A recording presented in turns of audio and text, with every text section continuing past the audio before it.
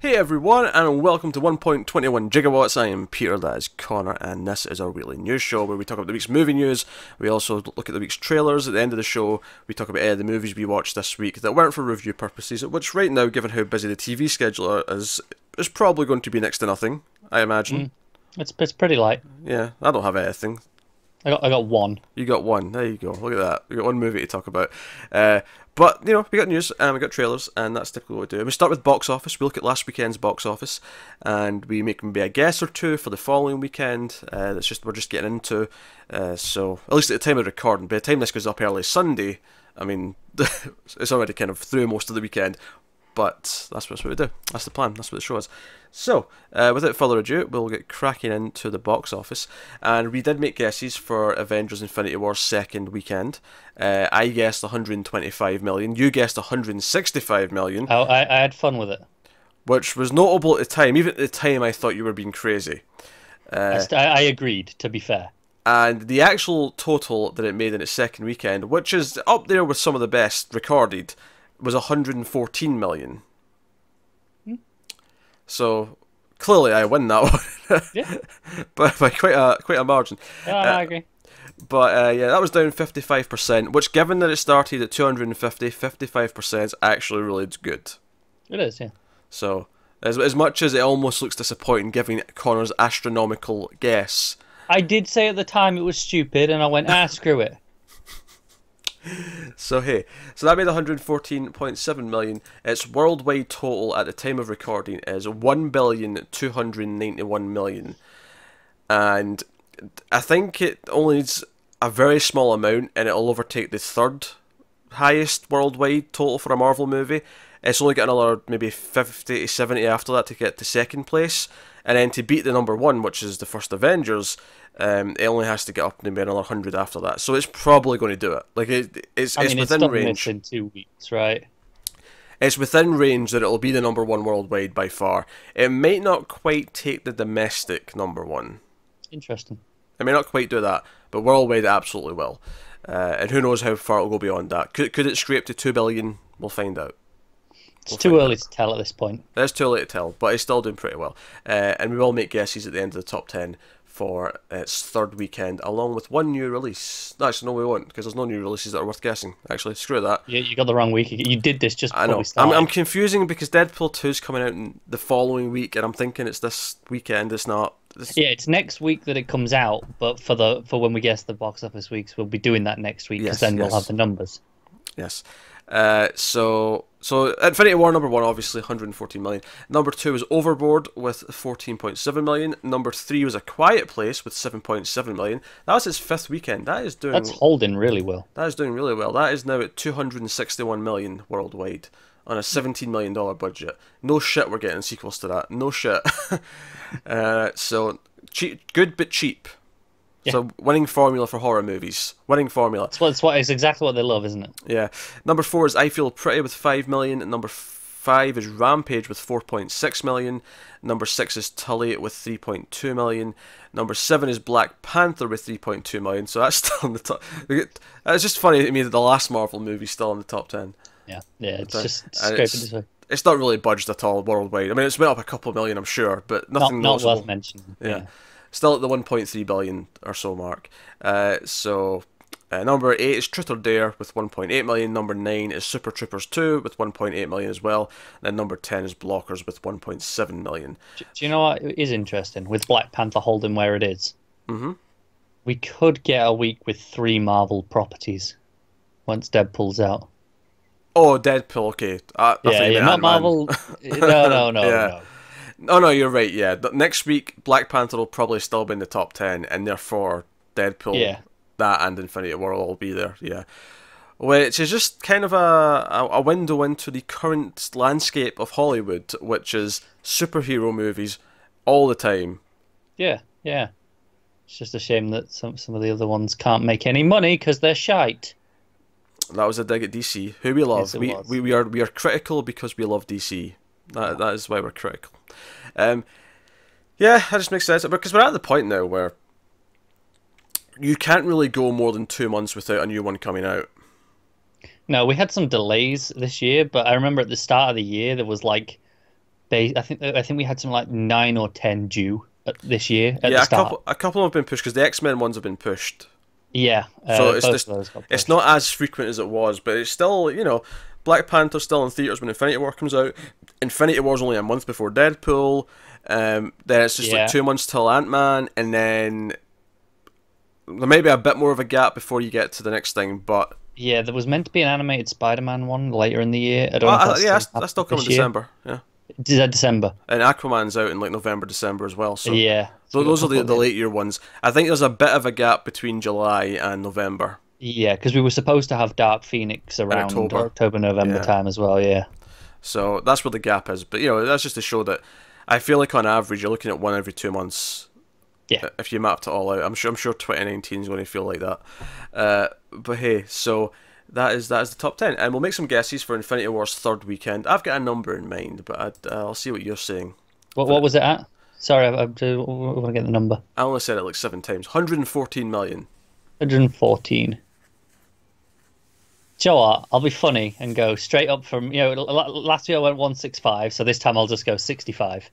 All right, okay. Just knock off the one. I'm going with a straight 50, Yeah. Well, that's fair. which is actually again like super strong for some movies. it Again is. would kill for that in their opening weekend. Never mind I their agree, third but weekend. I just want to go with the joke of just knocking That's off the fine. one. Well, so we should guess the following week 6.5. That doesn't work that week. I'll worry about that when we get to it. Yeah, that's too low for that week probably. Way too low. Yeah. There you go. So that's a guess. I'll note them down actually. I guessed 50. And I can just delete the one in yours. So there you go. You made my life a bit easier, I suppose. I can't fault that too much. Oh well, normally we go into the comic book section after this. However, if there's no comic book movie news for the week, which is a rare thing these days, then we don't have that section. Might be the first time we've not had it. Yeah, but it happens. Sometimes it happens. So we're going straight into the general movie news, and we are starting with just a little bit of an update on the whole Disney buying Fox situation. Little bit of a wrench. Feel like it's worth mentioning. Comcast Corporation. Comcast, of course, own Universal, amongst other things. But in terms of movie studios, they own Universal. What's relevant? Yeah. Comcast Corporation is gathering resources for an all-cash offer up to $60 billion for 21st Century Fox media assets, despite a $52 billion all-stock deal already in place with the Walt Disney Company. This is according to Reuters, who are a sort of business site. What I think is interesting about this is they don't even necessarily want everything that Disney are getting. They just want the... They want the IP. Yeah, they want the IP. And I presume the back catalogue to go with it. Yeah, I would assume so, but they Yeah. don't want the studio system that's in place. Yeah, so this is funny. Like, I was really against Disney buying it because they've got too much of a monopoly as it is. But at least everything I've heard implies that Disney would still let Fox as a studio operate as a studio on its own. Right, in the same way that, just for context, Lucasfilm and Marvel still operate as individual studios that answer to Disney. Yeah, I mean Fox is a bit different because it's not like at least with Disney or with Marvel and Star Wars, it's like we do Star Wars movies, we do Marvel movies. They have an identity across the board. Yeah. Fox as a studio is like no, we do a bit of everything because we're a studio. So it's a bit murkier in that sense, but still, at least so far they've been saying no, Fox will still operate as its own thing. Fox Searchlight, which do the smaller indie movies, would still operate as its own thing. Although the TV would still operate. Yeah, so at least that made me feel better about that. This wouldn't be that though. This would be no. We're going to take all the IP. We're going to take Alien. We're going to take Predator. We're going to take your Avatar, and we're going to hand it over to Universal. And I like Universal. Well, as much as you can like a movie studio that's huge. Yeah, it's hard to have a preference. People who say they love one over the other, it's like, I mean, it's where you could say right now you like the management in one of them because they're making the right decisions. Yeah, when I say I like them, I just kind of mean, I can think of a good bunch of movies that I like that they've done. Obviously, they've done a lot of crap because all the big studios have done a lot of crap. Of course, it's the nature of a big studio. But I think of Universal. I think of the classic monster movies. I think of Back to the Future. I think of Jurassic Park. I think of these movies. But what they don't have is a lot of big franchises. Jurassic Park, of course, a big exception. And they're milking it for all it's worth. Fast and the Furious is another one, and that's basically it. Yeah. Because they've got no superheroes. No, they don't. No superheroes. So they get the X-Men, they get they'd kind of get the Fantastic Four. That one's a little bit murkier, but they probably would just get it. I would assume so. And then you get your Alien, your Predator, your Die Hard, Yeah. your Home Alone, I guess, if they want to do anything with that. Which, I mean, not the Fox have done it, but I mean, hey, once it goes to a new studio, all bets are off. They might want to do like, oh, we've got plans for a Home Alone franchise. But this is such an intriguing, especially for things like the X-Men, because obviously there's the ongoing X-Men movies, and there's a possibility that once it comes, when it comes under Disney, there's one or two ways it could go. They just shut it down and revert the rights and hand them back to Marvel to reincorporate, or they continue just letting them operate as they are under Fox. Get the movies that are in development, just keep making them, right? Whereas I think the first one's more likely, but yeah, it's more likely, but that's a possibility. At least the ones that are in development, they might say, right, do those, and then we'll move the rights over. Whereas with this, it's like, oh, we're just taking the rights. They're not taking any of the things that are in place. They're not taking any of the property movies that are in development. They're just taking the intellectual property. So all of that would just cease to exist. Anything in development, right? That just stops if they're using it. Well, it depends how far along it is. There's a certain point where stuff will still be released because it's been made. Sure, yeah. But I mean, all the stuff that's in a production stage, like an early production stage. Pre-production for sure. Yeah. If they're already shooting it and assets have been put into it and they're taking the IP, it depends what it is. If they shut it down, they kind of have the choice, I'd imagine. They do. But I'm thinking things like this, the Predator sequel that we'll probably get if this goes reasonably well. Well, sure, you're thinking kind of far ahead in this case, but yeah. Well, I mean, it's going to take at least a year for this deal to go through. Probably more. Honestly, I still think that Disney are going to get it. I think this might just slow it down. Yeah? Well, I feel like beforehand, both parties in that deal seem very happy with it. They did, yes. Right? And it's worth mentioning that they've already turned down Comcast once before. Now, maybe this deal is a bit more, tempting. They're not asking for as much, and they're offering more. Yeah. But here's the thing. Fox don't necessarily, for one point of view, they just want to keep what they were wanting to keep with Disney anyway. In terms of their news, their sports, their broadcasting. Yeah. That's all they wanted to keep. Largely because they're trying to get more of a stronghold in those markets and other places. That's what they want to focus on. And if whoever gets buys the rest of it doesn't want some of it, does that not potentially make their life more difficult in some ways? No, it's true. With the advantage to Disney is here, you just take it all, your problem. Yeah, it's an easier deal to make. And then just from a sentimental point of view, if you're someone who's been running Fox for a long time, is there some sort of idea of legacy where you like the fact that Disney will keep Fox as a name and keep Fox making movies? Maybe that doesn't matter at all, but maybe it does matter a little bit. Yeah, that's all down to the person. Maybe it does. But I think, like I said, that first reason of, okay, we know they want out of the game. They don't really want to own the studio anymore. If they sell the IP, they've still got this shell studio there. They've still got everything in place. Which they can rent out to other productions. There is a use for it, right? But do they even want to do that? Is the thing, and I think honestly Disney can afford to outbid them, which is why definitely can. Which is why ultimately I think this does not matter. I think this maybe slows things down. It maybe drives up the price. I still see Disney walking away with this. I'd agree. You never know. Fox might have even gone to some of their buddies. Hey, put in an offer. Drive up the price a little bit. We reckon we can get more out of them. And if nothing else, I think because of the Marvel side of things, because of wanting the X-Men back and stuff, I think little things like that are the incentives for Disney to be like, no, just add another, few million or a few billion, in whatever case. We've seen how much they're willing to pay for things in the past. Yeah, and and on top of that, your Alien, your Predators, Avatar, the one movie that's outgrossed them. They get the rights to it if they go through with all this. I think it's worth noting as well, at the time of the Marvel acquisition, at the time of the Lucasfilm acquisition, people were like, man, they're paying a lot for this. Right? Both of those. They've more than made their money, comfortably. Oh, they have. If you look at the top 10 highest grossing movies of all time, most of them are Marvel and Star Wars under Right. Disney's ruling. Not the previous ones, the ones that were made under Disney.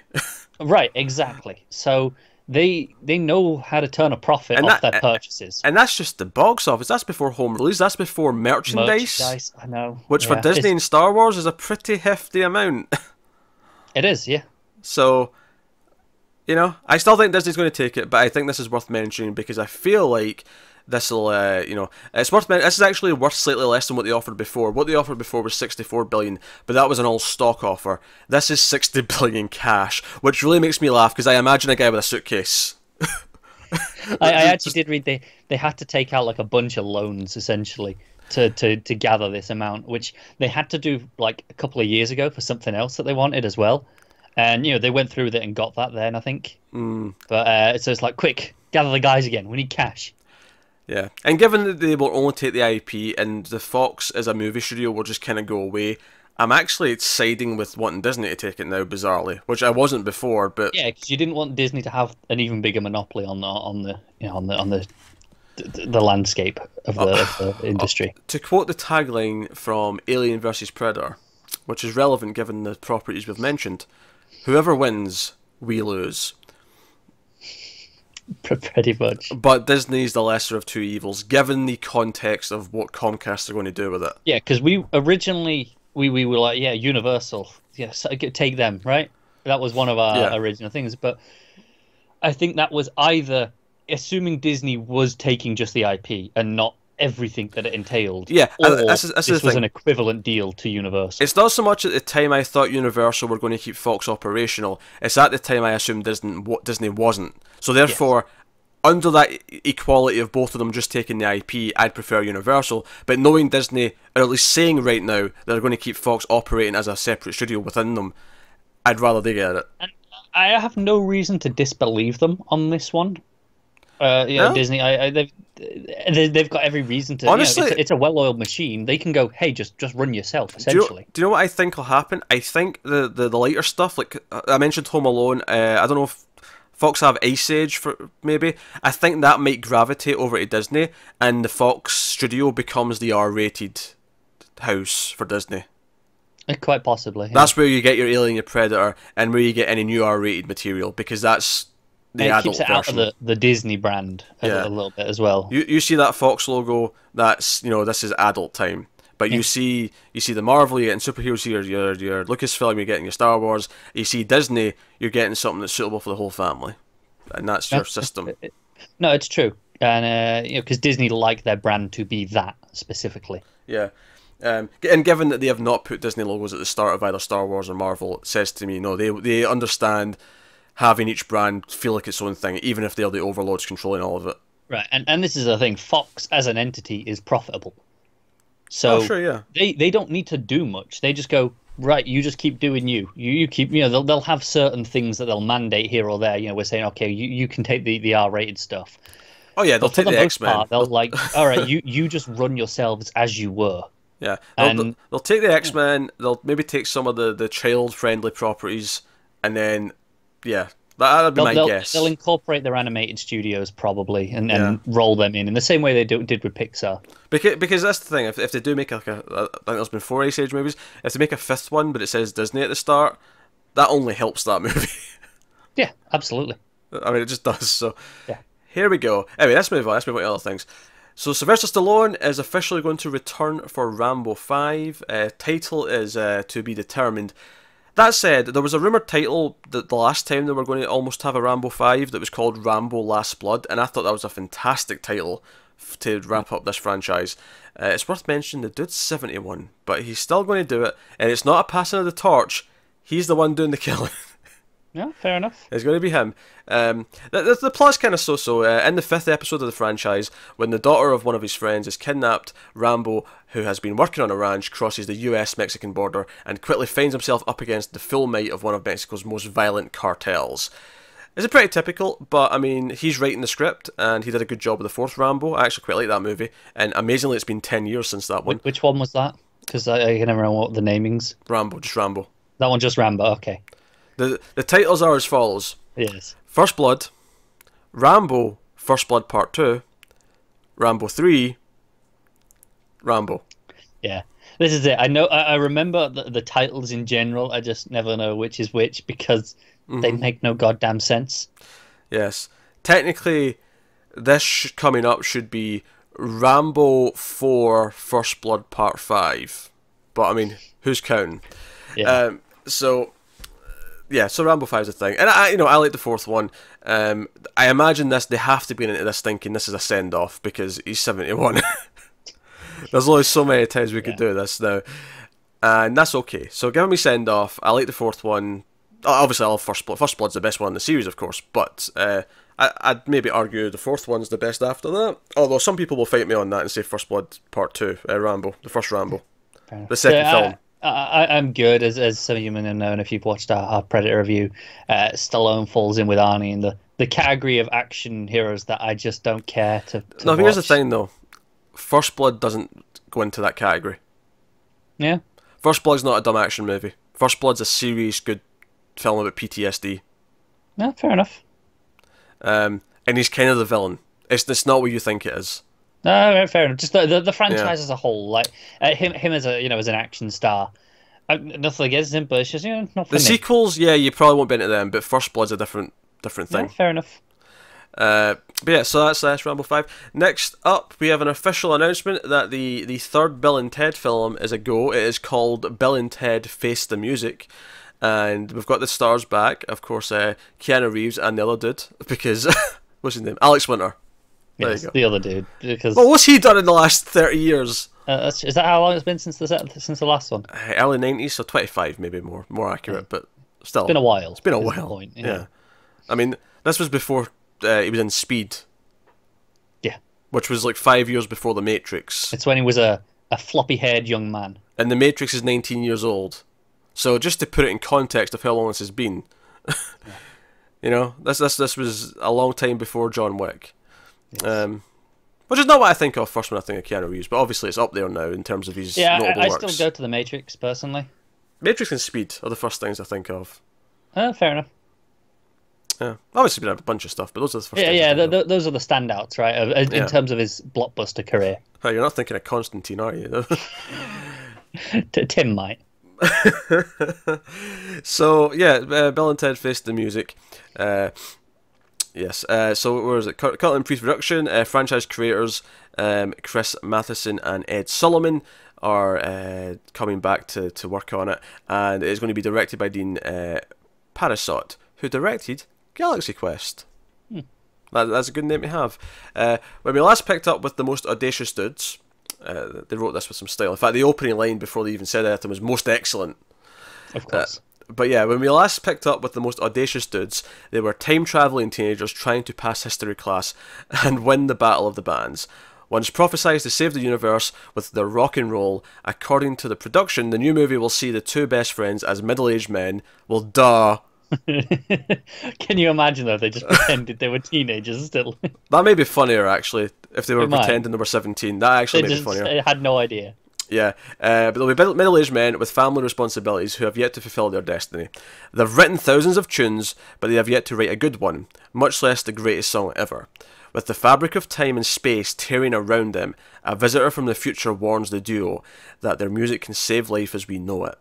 Out of luck and inspiration, Bill and Ted set on another time travel adventure with the help of their daughters. So there's a bit of a torch passing maybe there. The daughters are coming with them. A new crop Get of some sequel going on. Yeah, a new crop of historical figures and some sympathetic music legends to seek a song that will set the world right and bring harmony in the universe as we know it. Sounds Which fun. actually reminds me, I didn't put this in the news because I saw it mentioned on Twitter, but I never actually saw it in my news crawling. Apparently, like, it was implied this week that there's a Tenacious D sequel in the works as well. Yeah, there is. I saw that it was Jack Blackton. He was on one of his shows, and he was just saying to the audience, like, "No, it's happening." Yeah, it wasn't like in news. It was just he said it in an He said interview. it's happening. It's like they don't know what the distribution method's going to be yet, but they said one way or another, it's going to be seen. YouTube Red. Yeah, why not? I'm calling it. Honestly, I can see Netflix taking it. Someone like that. Maybe. Now, I have never seen a Bill and Ted movie. I will be soon, though, because it won the Overload vote. Matt put the first one in as the Overload vote for the month, and it won. So me and Matt will be talking about that film sometime That this was month. shockingly timely, given that was decided Before the news. well before this news. Yeah, so that just kind of worked out. Maybe we'll do the second one before the new film comes out. Maybe that'll be the thing. Assuming I don't hate the first one, that is. I mean, I see no reason you'll hate it from everything I know about it. Yeah, it seems like a sci-fi comedy. Yeah, fun enough time, right? Yeah, here's hoping. Here's hoping. So obviously fans, though, I imagine, are excited that it's coming back. Yeah, quite the surprise announcement as well. I didn't see anything leading up to this about it. Oh no, it was kind of rumblings for a while. Yeah, but nothing more than there has been for a long time. Like there was nothing concrete of going, oh yeah, this is definitely going to happen. No concrete, but I saw it pop up a lot. Like, oh, this is in talks. Keanu Reeves is saying it's happening. That kind of thing. There was a lot of that for a while. Fair enough. I feel like, but because it was one of those that was talked about like for so long that was like, it's probably never going to happen. So because I never heard about it, and then the last 6 months, there's just been rumblings constantly. No, fair enough. Because it's not like I was hearing about it for years. This is just concentrated into the last 6 months to a year. No, fair I've been hearing about it. So, anyway, so next up, just quickly, the new release date for Bad Boys for Life, the third Bad Boys movie, is now going to be January 17th, 2020. What was it before? Originally, it was meant to come out in February this year. Yeah, okay. What was the most recent date that they had for it, that they've pushed it from? I don't know. I can't remember. Oh, okay. I thought the article might say. No. Okay, fair enough. But hey, so it's not a thing, apparently. Maybe one day. Next up, Paramount is developing a G.I. Joe spin-off focusing on the character of Snake Eyes. And Snake Eyes is Joe's resident ninja, one of the franchise's most popular characters. Beauty and the Beast screenwriter Evan Spiliotopoulos, that's a fun name, Spiliotopoulos, I like that. He's reportedly in talks to write the script. So it's unclear if it's going to be connected to the previous two G.I. Joe movies, or if it's going to be kind of the start or the basis of a new universe. It's weird because they say spin-off, so I assume it would be connected, but didn't those kind of bomb? They did bomb, and not only that, I'm pretty sure there's meant to be a new G.I. Joe movie in the works, so I feel like it'll connect to the new one. Whether or not this comes first or not, it'll be the new one. Yeah, okay, I forgot there was a new one coming because I it'll make sense. Care about G.I. Joe. Yeah, well, I don't care about it, I just remember. Yeah, fair enough. I purged that from my brain. I thought it was not relevant. My brain does not purge things based on relevancy, but hey-ho. So that's the thing. Sure. Never heard of Snake Eyes, but if you're a G.I. Joe fan, maybe that's exciting. So, knock yourselves out. Next up, Quentin Tarantino is adding more to the cast of Once Upon a Time in Hollywood. Margot Robbie has been confirmed. She was in talks before, but she is now locked in place. The other ones that he's now working with, he is in talks with Burt Reynolds to play George Spann, and there's also discussions for some smaller roles with Tim Roth, Kurt Russell, and Michael Madsen. Those last three, of course, are regulars in Tarantino movies. They were all in The Hateful Eight. They've all been in previous movies with him, so be no surprise. No surprise. But Burt Reynolds is a new one, at least for me. I don't remember him being in any other Tarantino I'm not movies. familiar with it. I'm not seen all of them, obviously, but I'm aware of most of the cast of all of them. Margot Robbie's obviously new. She didn't even have a career. She had a career when Hateful Eight came out, but before that, his previous movie, she wasn't a thing yet. Yeah. So what was the one before Hateful Eight? Inglourious Basterds, I think. That's what I'm saying. No, sorry, Django. It was Django Unchained. Of course, I was thinking it's like Inglourious Basterds was the one that sprang to mind. That seems too long ago. Nah, 2012. So that was before Margot Robbie was a thing, right? Maybe just. She's got to be in around that, right? No, because the first thing was Wolf of Wall Street. That was 2014. Oh, you're right. Yeah. So, yeah, fair. So yeah, that's the thing. You don't like Tarantino, but I do, so I'm excited for the movie. You be excited. Go for it. Next up, we have lost a director for a film that we all cared a lot about. I really hope this is just some setup for something that we really don't give a shit about, and we're going to laugh at. There's another director. The $6 billion man has lost its director. The Mark Wahlberg, Marky Mark, has his movie that was supposed to, is still technically scheduled for release on May 31st, 2019.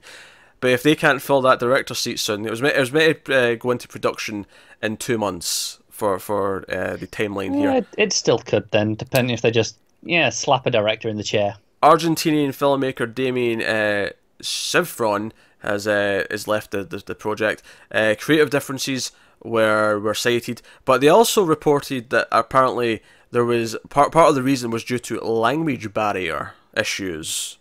Okay. So that's That's a new interesting. one. You don't hear that very often. Creative differences. Yeah. That's the stock. Someone got fired, I right? almost just feel like Mark Wahlberg spoke to him for a couple of hours and went, "I can barely understand him. Fire him." That's almost Pretty what that much. sounds like. Yeah. But not, and that's just pure speculation on my part. Don't go I spreading feel there must things. have been some misinterpretation of information at some point, though, for them to have said that at all. Next up, though, we have Andy Garcia, Walton Goggins, and Molly Parker have all joined a film called Words on Bathroom Walls from director. This is a hell of a name. Thor Freudenthal. Where is this man from? It's definitely Europe. It's Definitely somewhere Europe. Icelandic. You know, Yeah. it's in that region. Fry. How do you even spell that? Freudenthal. Think German. Freudenthal. Got it. Okay. Thor Freudenthal. Oh, no, he's German. Oh yeah, no, yeah, because Freuden sounds German. Yeah, it does.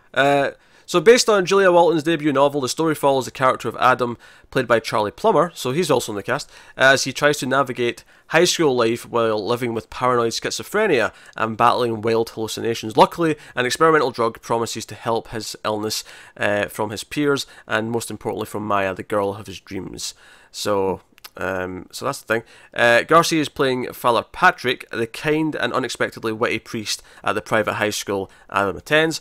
Parker, who's the mother on Lost in Space for reference, she's going to portray Adam's devoted single mother who persistently studies everything to do with schizophrenia and believes that someday there will be a medication that will help her child. Goggins is playing Beth's partner Paul, Beth being the mother. They didn't actually tell us her name before. That's actually poor. Yeah. Poor writing there, but yeah, that's so that's the mother character. So this is the stepfather essentially, a decent man caring a decent and caring man who wants to what's best for his stepson, but realizes that Adam has little interest in becoming his friend.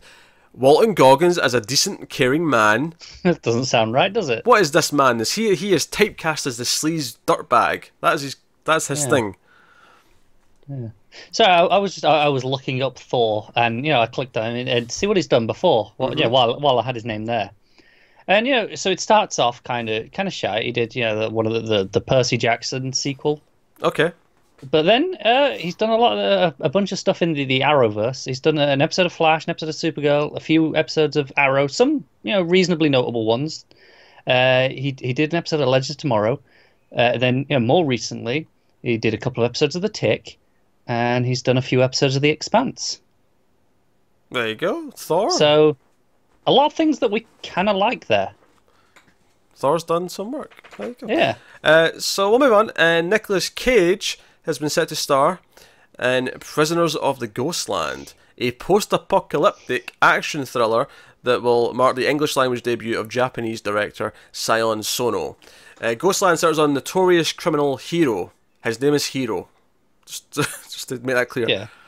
Yeah. Who is sent to rescue an abducted girl who has disappeared into a dark supernatural universe. They must break the evil curse that binds them and escape the mysterious revenants that rule the Ghostland in an east meets west vortex of beauty and violence. So, Nicolas Cage is Hero. His character name is Hero. This sounds potentially racist, or at least racially insensitive. Why? Oh, is this Hero with an E? Yes. Right. Sorry, it was Japanese director Hiro Hiro is a Japanese name. I assumed that.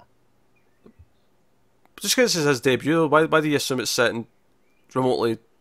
Well, you said East meets West. East meets West. Oh, at the end, yeah, but you didn't have that at the start. Well, no, but I was thinking back to all the information, and I put that together. It was a lot. I'm not reading this. I don't know how it's spelt. There was an assumption on my part. The reason why I was emphasising it is because it's like calling your protagonist Hero. It's just kind of lazy. It is, yeah. But I thought maybe you were emphasising it to point out that it's a Japanese name. It's a lazy name, not a racist name. All right, that's fine. I'm sorry, I heard it as the other one. It sounds like complete and utter Nicolas Cage trash It, potentially. it does, yeah. So I mean, who knows? Maybe Absolutely. it'll surprise us. Maybe it'll be the one good Nick Cage movie every 5 or 6 years that you get. I mean, they happen from time to time. But it sounds like it's going to be schlocky and cheap. Are we due one? I feel like it's been a while. Mum and Dad was all right, so I don't know. Maybe we're not When was that? this year. Oh, this year. Okay. I haven't seen that one, obviously. But maybe they come in twos. I don't know. Because Bad Lieutenant and Kick-Ass came back to back, so you never know. That's true. You never know. Next up, Paramount Pictures and Amblin are going to co-finance Bernstein, the second Bernstein biopic film now in works. Because if you remember, there was a Jake Gyllenhaal one last week. I do remember. This one will star and be directed by Bradley Cooper. Okay. And sure. he will write the script with Joss Singer. So the other one's called The American. It's Jake Gyllenhaal with Cary Fukunaga directing. Far more interesting than that one. Now, here's the interesting thing though. Paramount and Amblin have confirmed that they have closed an exclusive rights deal with the Bernstein estate, which gives them exclusive access to his songs and life rights. Oh, man. So the other one can't use his music. That's a kick in the balls to the other one, right? Yeah, so only one of them can actually use his real music. See, that's... The other one's going to feel really weird doing a biopic about him. Unless they still can, but they just have to pay through the nose for it. I don't know. Maybe. It kind of defeats the point of having exclusive rights, though, doesn't it? It does, yeah. You don't want to charge for it, because then, well, what if their movie's better? You want to go, hey, come to us. We're more authentic. Yeah, yeah. This is an odd thing. I wouldn't be surprised if the other one falls through because of this. Yeah, no, I can see it, which is a shame, because I liked everyone attached to that other one. But hey ho, there you go. Next up, we got a reboot movie coming out of Friday Night Lights that's being developed. There was a movie, then there was a TV show. Arguably, the TV show was even more successful. People loved that show. I know Matt likes it. I think it's arguably what people think of first when they hear the title now. So the book formed the basis of the terrific Peter Berg-directed 2004 Universal film. It starred Billy Bob Thornton as coach of the Permian High Panthers, which spawned the arguably better Emmy-winning NBC series that ran from 2006 to 2011. The series starred Kel Chandler as the head coach of the Dillon High Panthers. Interesting they changed the high school, but they kept the team name. From the fictional town of Dillon, Texas. Along with the avalanche of accolades, the series launched the careers of several actors, including Michael B. Jordan, Taylor Kitsch, although that one's a little bit, more questionable, Connie Britton, and Jesse Plemons. Jesse Plemons was in that. Oh, that's where Fat Damon originated. That's good to know. But he had to come from somewhere, I suppose. Yeah, I suppose he did, yeah. I mean, earliest experience I had one was Breaking Bad, I guess. Yeah, that's probably where I first saw him. Yeah. Breaking Bad and then Fargo Season 2. Yeah. Just kind of the map. And now he's just popping up. Yeah, wherever. Yeah. So, I don't know. No particular opinion on that itself. I've not seen the stuff. The TV show's one of those things that I might go binge at some point. Yeah, I always think like it doesn't look like it's something for me, even though people go on about it. I've heard a lot of good things, and I feel like I don't care about sports, but there's a lot of sports movies I like, so I still might like the show. Yeah, I'm still quite hit or miss on even sports movies. So I mean, they're not all good, obviously. There's some. No, like. but even some of the ones that people like, I'm like, But as for them doing a new movie of it, I mean, it feels a bit soon. Yeah, it does. It feels a bit soon, especially given that it's not like it's not a proper that I associate with doing a lot of reboots of. No, it had a movie, and then there was a TV version too. Yeah. I feel like, like Spider-Man, I expect a reboot like within 5 years of the previous one. Some case even quicker. But Friday Night Lights, I feel like, that could have been on the shelf for a while longer. Before we didn't need this for, we could go 20 years first. Went back to the well, but hey-ho. But that will take us on to trailers. We have a smaller sample this week than some weeks. But we do have one big one in particular, because we're kicking off with the first trailer for The Predator, the teaser trailer for it. So, This is the Shane Black Predator movie. This is essentially Predator 4. So, very curious to see this. This is a suburban set Predator film.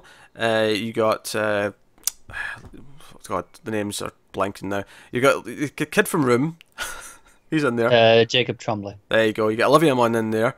And Jordan Peele's in there, funnily enough. Oh, sorry, no. Kay's in there. It's Kay. It's Key. Yeah, it's Key, not Peele. Yeah. Von Strahovski's in there. Oh, is she in there? Yeah. Was she in the trailer? I don't know if she's in the trailer or not. I never I'm just spotted reading the cast list. Jake Busey, of course. Yeah, Jake Busey. Yeah, Sterling K. Brown. Wait, is he playing the character? He's the son of the character? I have no idea, but I really hope so. Because Gary Busey was in Predator 2. Yeah. I hope he's his son. I my really god. hope so, but it's possible, right? That is so possible.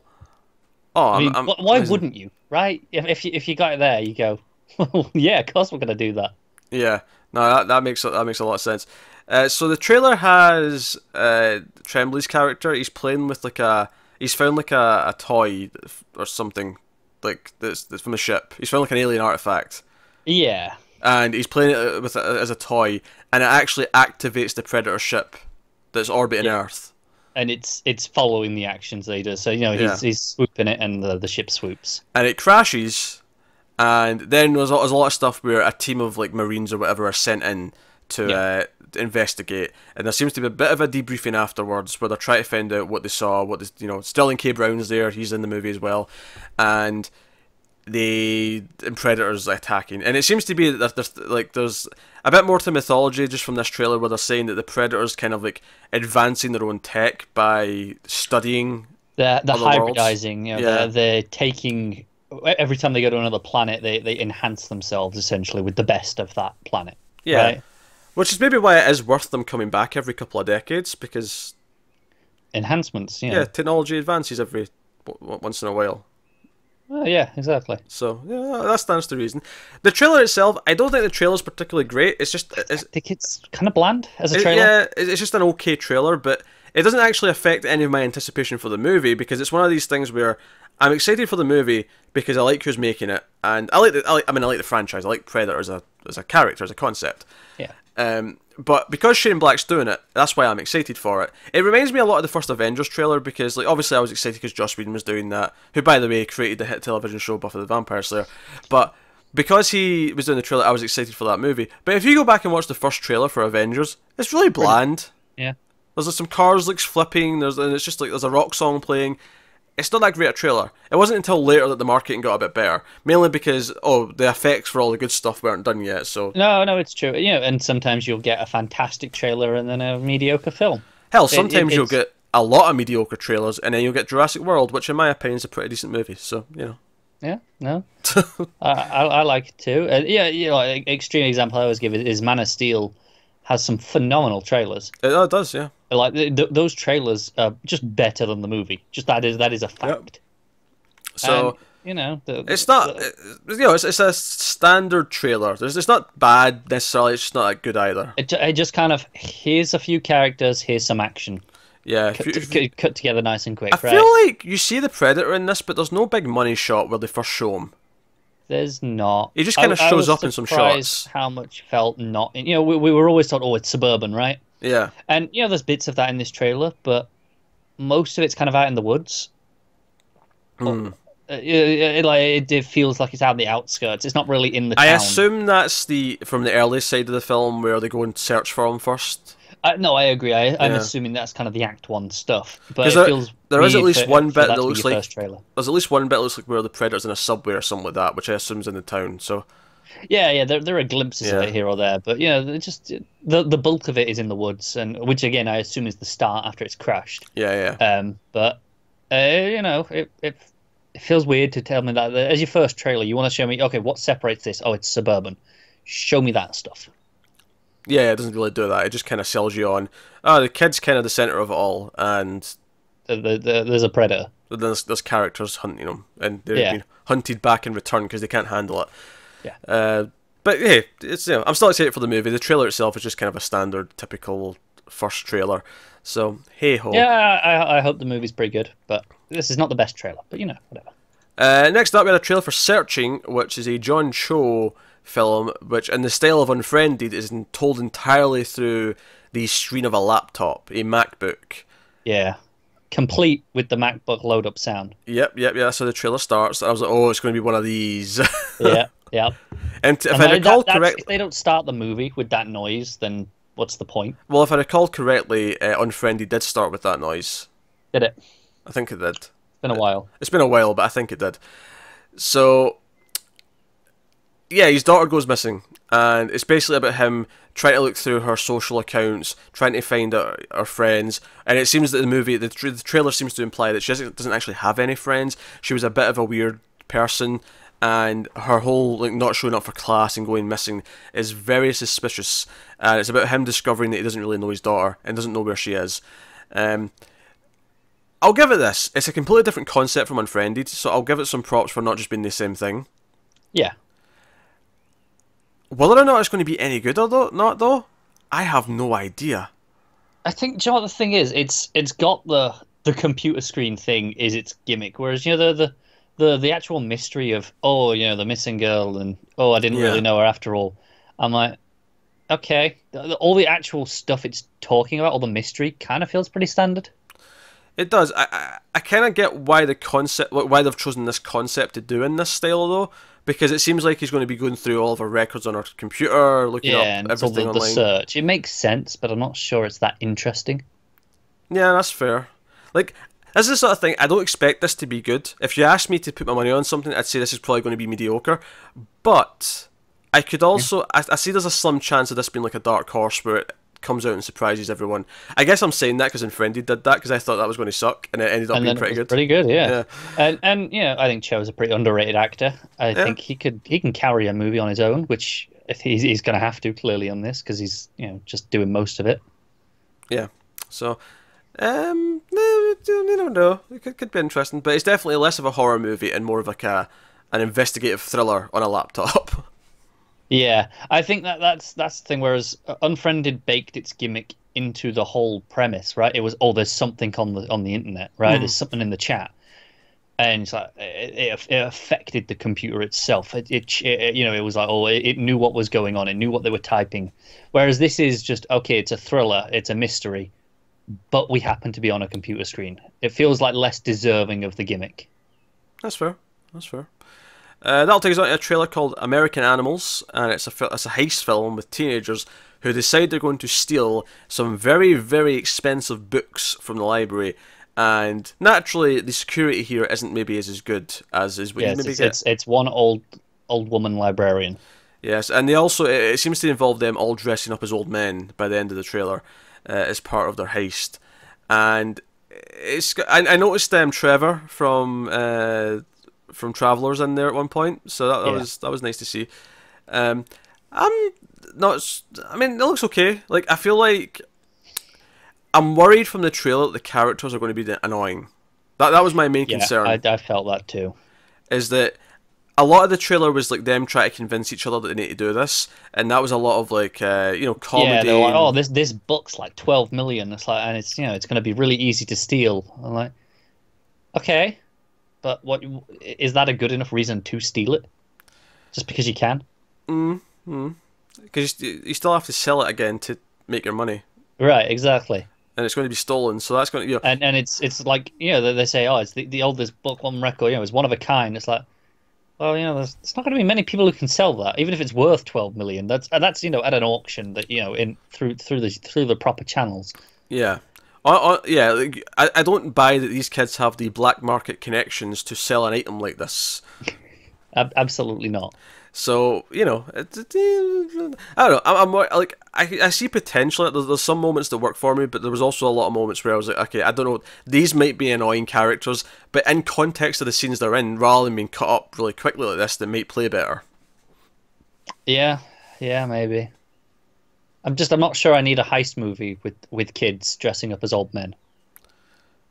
And Joe, it's funny you say that. It sounds like it's a really silly like slapstick comedy, and it's not. Like, there is comedy there, but it's not. It's got a bit of a dark edge to it. Yeah, it's played as a heist movie, not as a comedy. Yeah, they just happen to be or teenagers who are kind of annoying, and therefore have some comedy elements that are mixed in. But there is definitely some tension in the trailer of like one of them maybe not wanting to go through with it once they've started, and then the other one kind of threatening them. So there's definitely some of those heist beats that are going to play out. Where the mistrust between them is going to be a factor. So it's a thing, but that didn't immediately sell me on it though. So we're not off to an amazing start with trailers this week, are we? No. Let's see what happens with the next one then. So Never Going Back is the next one. Never Going Back. There's no G in the end of going. There is not. so it's never going back. So this is a coming-of-age movie with two teen girls, and how they're kind of skipping class, showing up to work high, and they hate their little town, and they want to get out, and that's the movie. Yeah, pretty much. But it's from A24, and it's got style. It seems like it's well made. I don't know if I've got a lot more to say beyond that. I think this is the best trailer so far. You know, like this sure. it's a strong trailer. It tells me exactly what it is. I know what to expect. It's got style. It's got pacing for a trailer. I don't know how much I want to watch the movie, though.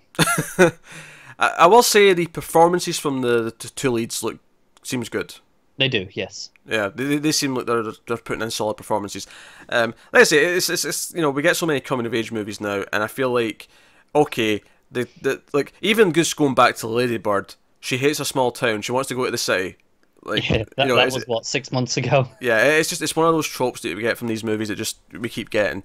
But hey, this could be a great movie. This could be like a little film that just turns heads. I think coming of age movies are particularly hard to sell on a trailer if you don't have a certain gimmick to them. They are because they typically fall into the same tropes. They do. It's just when you're watching it, does this work or not? Yeah.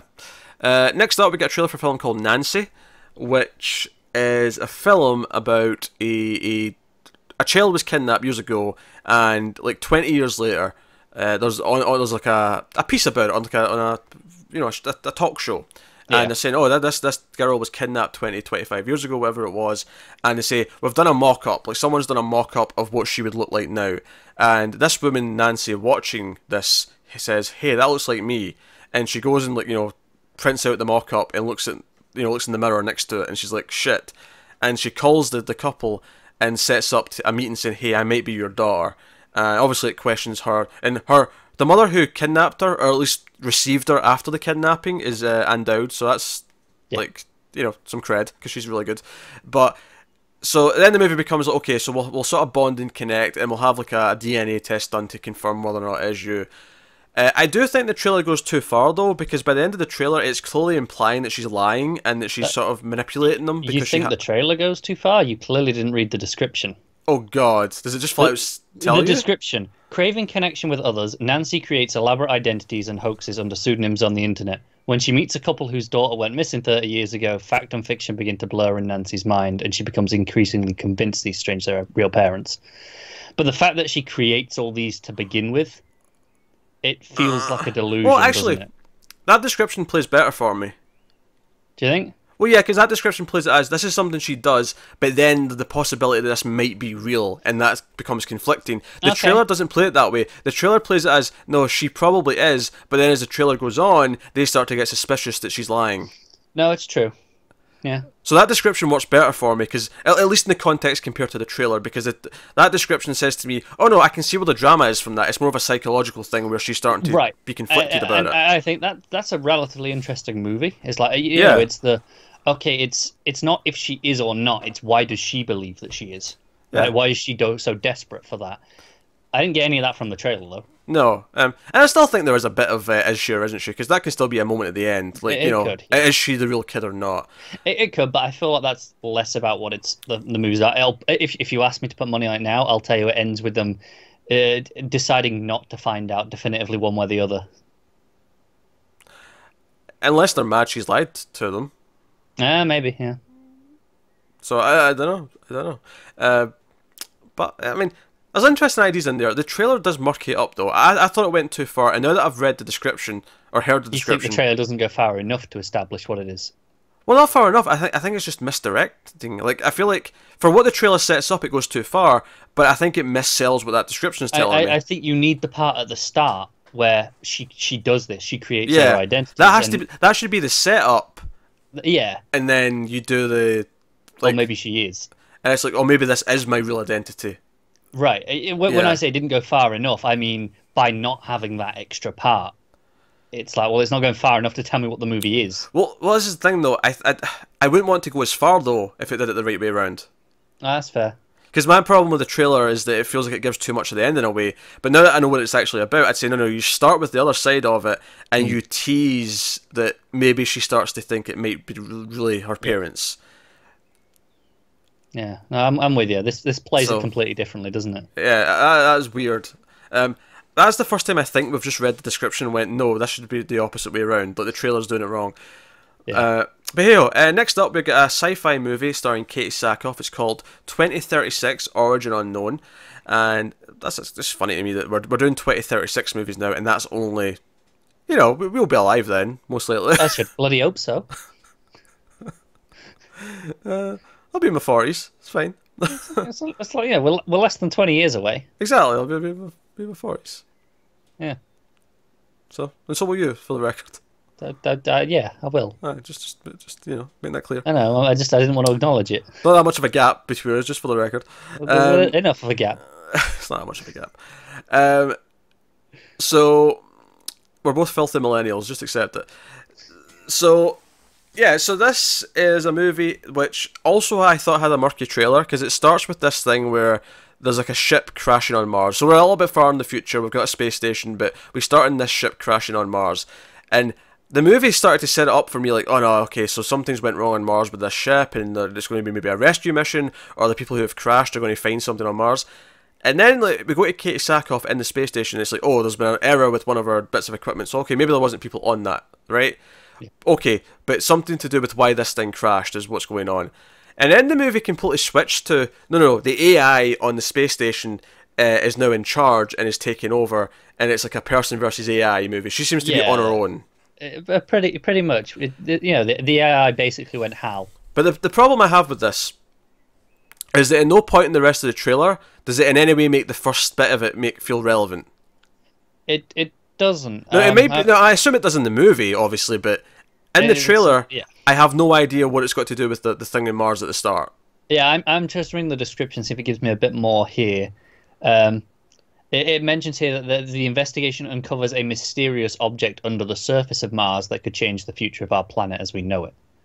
So there is something down there, at least. Yeah, but we don't know what that has to do with the AI, unless the AI wants to find it. And I assume that's maybe part of the plot in the movie, but it just in the trailer it felt really disconnected from what the rest of the trailer was doing. It did, yeah.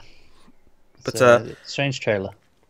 Full of that this week. I know, as for how it looks, like it definitely looks like it's a cheap movie, or a cheaper movie, I should say. Yeah, but it has a bit of style to it. Has a bit of style. I do like Katie Sackhoff, of course, from Battlestar Galactica. I'm a fan of that show. So it's nice to see her with a regular accent, might I add, because she's been on The Flash recently, and she's been putting on this awful English accent, and it's been calling it English is just factually incorrect. You've not watched this week's episode yet, have you? No, is she back? She's back, but do you want to really turn the knife though? Do they say swear in England she's from? No. She fakes an American accent for a little bit. Oh God. And it's like, because at first I thought, oh, she's revealing that it's been fake the whole time. That works for me. And then it's like, no, that's her faking an American accent, and then she switches back to the awful English accent. God. That was pretty funny.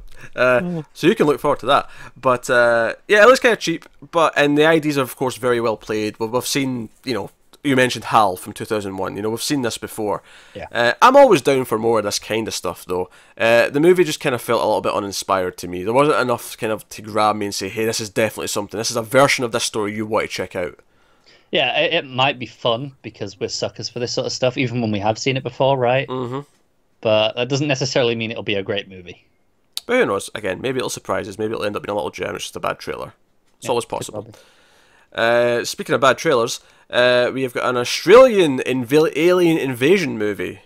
Yeah, which the description in the first line goes, which harkens back to Predator. Oh yeah, because in Predator there was giant alien spaceships and armies of aliens coming after them with guns. Because that was Predator. Yeah, I know. This looks terrible. Connor, what's your thoughts? I mean, you've just said it. This looks terrible.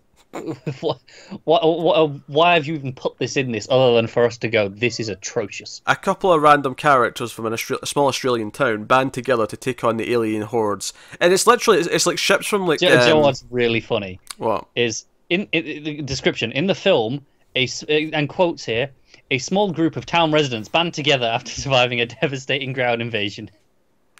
Like, no, you weren't far off word for word. Because literally, it's like the alien ships from Arrival. It's these like tall vertical ships. We see they're everywhere. They're all over the planet. But we're following this like small band of Australians who are not very good actors. Who, it feels like one of these really cheap direct-to-video movies where the acting's pretty ropey and they're just going through these scenes that are supposed to look badass, but they just come off feeling really cheap. Yeah. Do you know what's funny? Is one of the main guys in it was from the Star Wars prequels. He was Jango Fett, right? Oh, that makes sense. And no, here's where I'm going with this. Is I could swear he's from New Zealand, not Australia.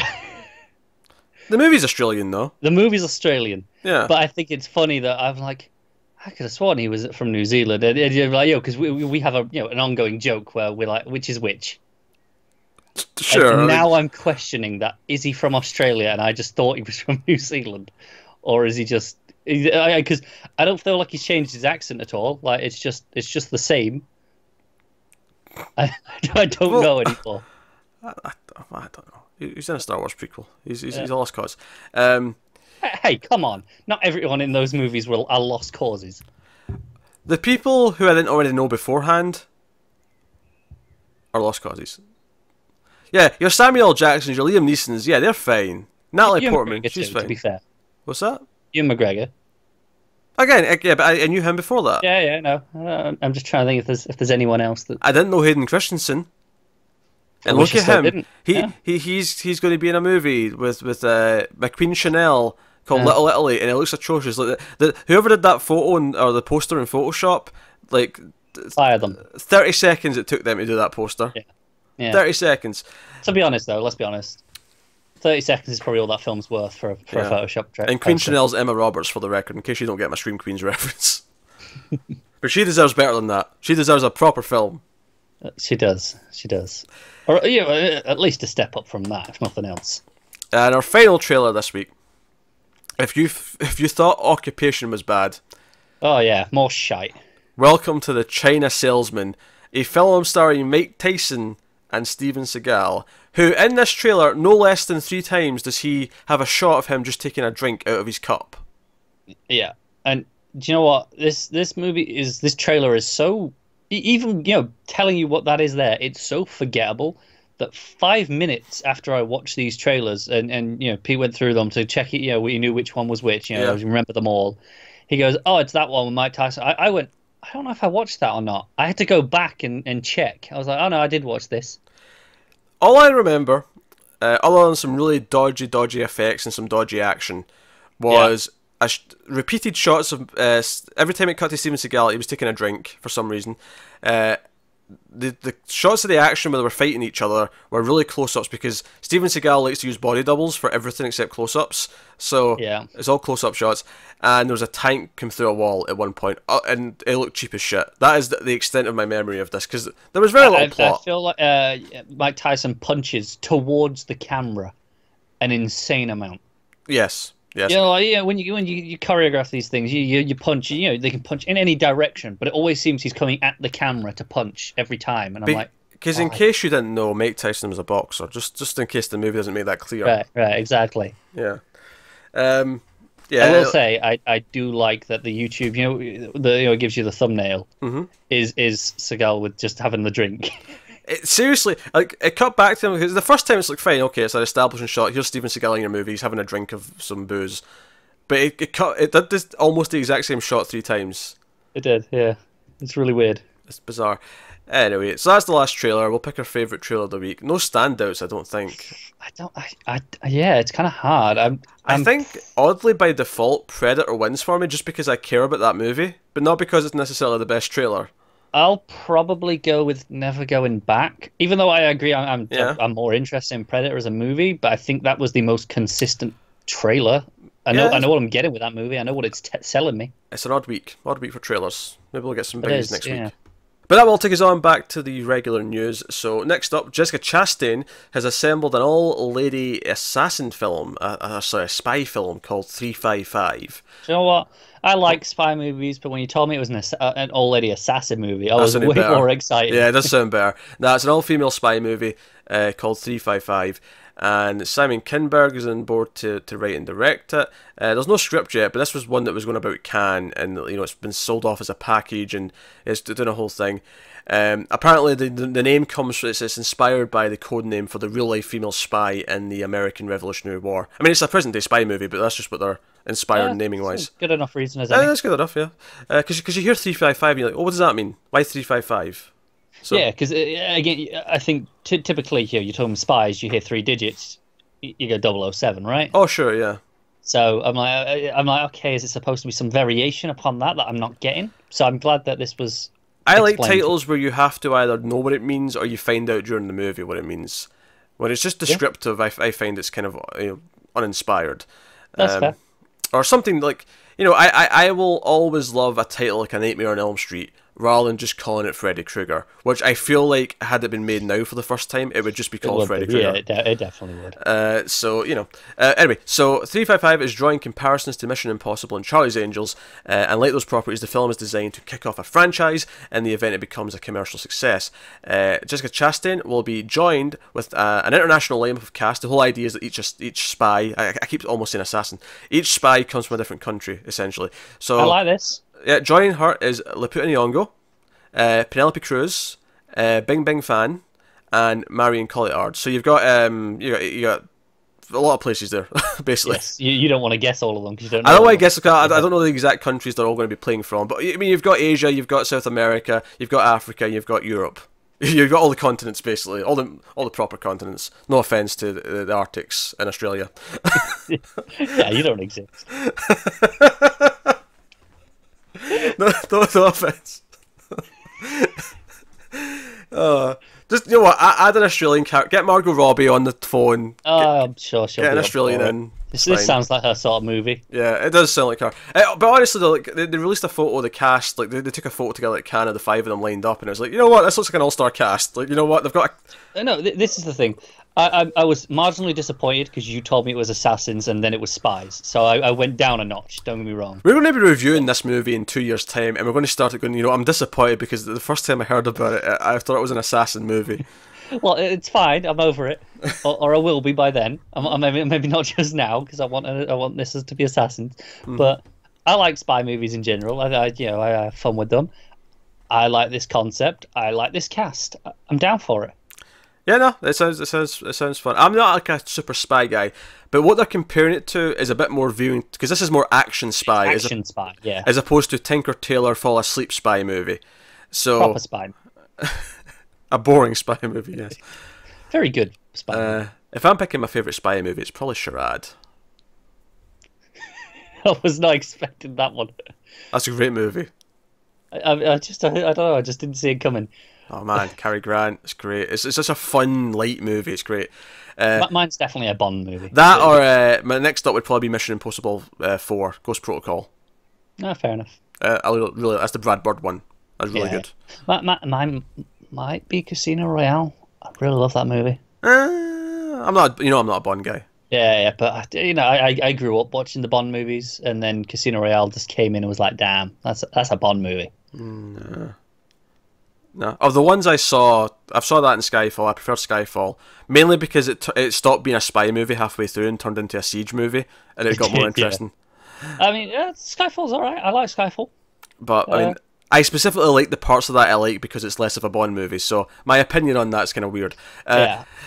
So. Is that enough? 355 sounds good, and I think this is a pretty big cast. And what I like about it as well is you've got a couple of them who are kind of veterans. Penelope Cruz and Marion Cotillard have been around for a while.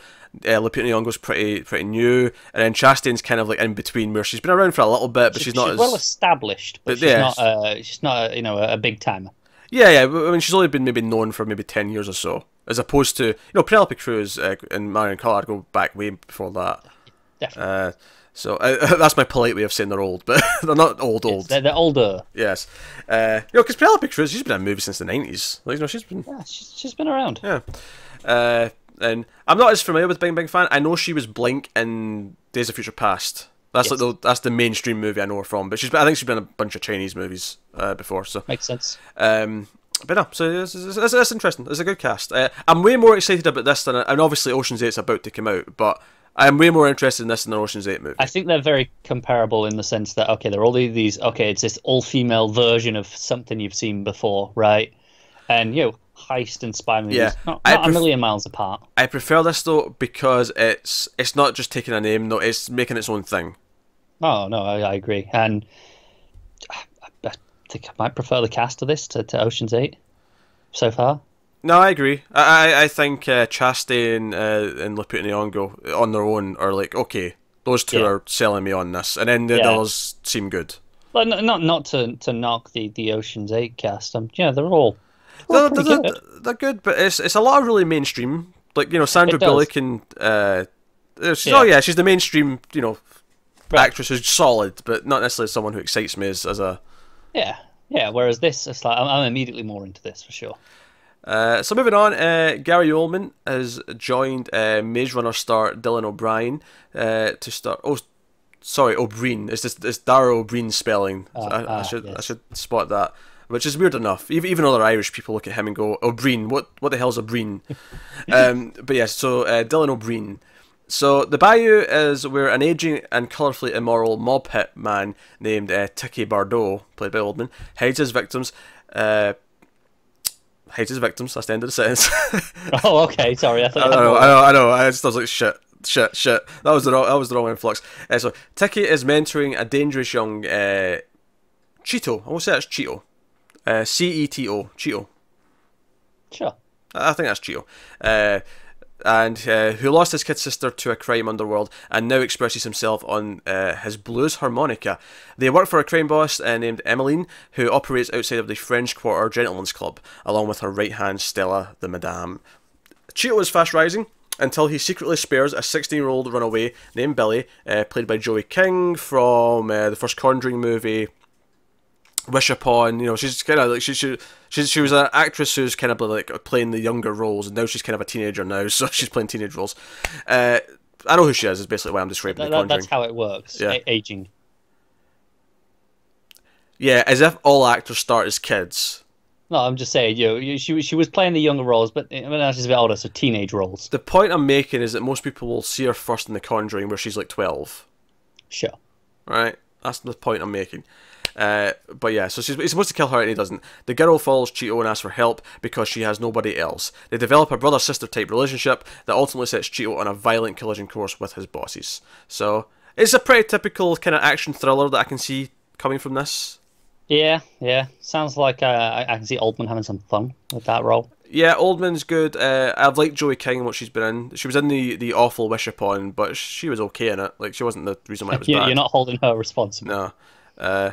I'll say this though, Wish Upon's terrible. It is worth sitting through all 90 minutes of it though, because the last scene is freaking hilarious. But it's only hilarious, I think, in context, if you've seen the rest of the movie. I don't think it's worth 90 minutes for one joke. No, it is. There's a few other funny bits, don't get me wrong, but it's mainly all for that last moment. When me and Tim reviewed that, we were pissing ourselves laughing talking about it. It's so good. You're going to explain this to me after, because I'm not sitting through 90 minutes. So yeah, that's the Bayou. Next up, Cleopatra Coleman, who stars in Last Man on Earth from Fox, which just got cancelled, for the record. She's going to star alongside Daniel Stern from Home Alone. He's Marv from the Home Alone movies, the first two. Right. And Jonas Chernick. And they're going to be in a time travel sci-fi comedy called James versus His Future Self. And the director of How to Plan an Orgy in a Small Town, which was a decent little movie, Jeremy Lalonde, is going to direct it. So I like Daniel Stern. Cleopatra Coleman, from what I saw of Last Man on Earth, seemed fine. And I like the other movie that was mentioned there, How to Plan an Orgy in a Small Town. It's a decent little sort of indie comedy movie. Yeah. Jill State's in it, who played Kaylee on Firefly. Of course. You want to go for it? Nah, I did it earlier, it's fine. Okay, cool. But I'm letting it sink in that I could. I could. Yeah, well, everyone knows you could. Yeah. So the movie will tell the story of an uptight but brilliant scientist played by Chernick on the cusp of becoming the world's first first time traveller, who finds himself tormented by his unhinged future self Stern, who wants him to give up his dreams and have a normal life. When James won't go along with the plan, it becomes a wicked battle of man versus himself. So the future version of him comes back and is like, no, you ruined your life by doing all this, just stop it and go and be with the girl of your dreams. And it becomes a bit of a rivalry between himself. Yeah, I hope this has some personality to it, because I can see this being really generic in concept. I can see it being really generic, but it also sounds like a great 90s comedy. Like, I can see this working. No, it does. It sounds like the sort of thing I'd expect Netflix to put out now, though. Yeah, I could see it. Which isn't necessarily insulting. I like some of those Netflix comedies, but it feels like, that's a Netflix comedy. I can see I like the concept. I mean, they could end up being really bland with what they do with it. But I like the concept, and I like Daniel. I've not seen him in a long time, actually, but I do like Marv from Home Alone, so sure. Why not? I love now that he's like, because of the time difference, he is now the older man to the same age that he was in Home Alone, which is really funny to me. Because I'll be watching it going, yeah, but I know what he looked like at that age because I can watch Home Alone, and there he is. Yeah, it's always a little off-putting, isn't it? Anyway, next up, Jordan Peele is got his next movie in the works. He's revealed the title of it. Oh, go on. Yeah, it's called Us. Actually, in the text, it was both capitalised, so I thought it was US at first, but the poster's out for it as well, and the S is not capitalised, so I believe it's Us. And yeah, so he's revealed the poster and the name. It will be called Us. It's got a release date of March 15th, 2019, so it's coming next year. Lupita Nyong'o, let's bring her up again. So we're bringing up everyone again. Admittedly, I only brought up Peele earlier because I mistook him for his partner in Predator, because Kane Peele. But, so Lupita Nyong'o is back in the news here. She's in talks, and Winston Duke and Elizabeth Moss are also in talks to join the film. So Moss and Nyong'o, that's a good pair. That is some fantastic acting quality there going. Yeah, Peele's going to write and direct. The plot has been kept under strict wraps, but it has been referred to as a social thriller based on Peele's original idea. So it's another original film. I'm not sure, like, I was tempted to put this in the horror movie section, but there's not enough there to confirm it. No, social thriller sounds like it could actually be a thriller. But you could also describe Get Out as a social thriller, but that does belong in the horror section. It does, yeah. So I was going to ask you, before we got in there, I was going to say, okay, do we have a genre for it? Is it another horror movie? And maybe? It may be. So, but it was borderline enough. Like, if I called something a thriller, it would definitely just not be a horror movie. But because I know they sometimes word a horror movie as a like, this is a classy horror movie, so we're going to call it a thriller. You know, that's the attitude. It's the thing they do to trick people into seeing it. Yeah, which they shouldn't. This is bollocks. Just say it's a horror movie, and people who want a horror movie will watch it. Yeah. The problem is, you say it's a thriller, people go in wanting a thriller, and then they go, hang on, this is a horror movie, I'm not enjoying this. Yeah. So, next up, Bruce Willis has been signed on to play the legendary boxing trainer Cus D'Amato in Corner Man, a biopic written and directed by Rupert Friend. The Bronx-born D'Amato trained such storied fighters as Floyd Patterson, Jose Torres, and Mike Tyson. There's someone else coming back up. All these doubles, all these names coming up twice. This is in a more respectable context. Yeah, and was known for developing the peekaboo style. He boxed as a featherweight and lightweight amateur in his younger days, but never got to professional license. Throughout his career, he also had dust-ups with the boxing establishment. When D'Amato died in 1985, Patterson said, "There will never be another manager or person who cares about his fighters more than the way Cus did." Corner Man is set in the 1980s, Catskills, where D'Amato was a reluctantly retired coach. Sorry, I'm tired. If I'm messing up more of these paragraphs than normal. Along with his partner Camille, he runs a small gym where he and his trainers, including former street brawler Teddy Atlas, coach young contenders. But the backer of the gym is pressing D'Amato to find a real competitor and secure his professional legacy. Then a friend drops by with a 13-year-old Mike Tyson. Seeing the kid's potential, D'Amato takes him in, determined to turn the mercurial hothead into the youngest ever heavyweight world champion. A worldwide search is on the go for an actor to play Tyson. What I think is interesting about this, they mentioned that he died in 85 and they only met Tyson in the early 80s. So presumably he never got to see Tyson at his peak. At his peak, yeah. Yeah, where he actually was like a work, because, you know, I mean, I don't know enough about boxing to tell you when that was, but I know that if he's 13 when he meets him sometime in the early 80s. There's no way that he was at his peak. Even okay, let's take them early 80s as 1980, right? So he'd be 18 in 85 when he died. So yeah, 5 years. It's like, okay, at most. At most. Again, I don't know Superman about boxing, but I'm pretty sure Mike Tyson didn't peak at 18. Yes, I'm fairly certain of that. Yeah. So he's not actually going to get to see how he ended up, I suppose, in that sense. So that'll be interesting to see. It sounds like it will be set in that time, though. Like, it won't be like going through all of his life. You know, that one of those biopics. No, it sounds more like this is this particular story, this moment. Just training this kid, and maybe like his sort of final swan song as a trainer. That's an okay idea for a concept, and Bruce Willis, if he gives a damn, can put in a good performance.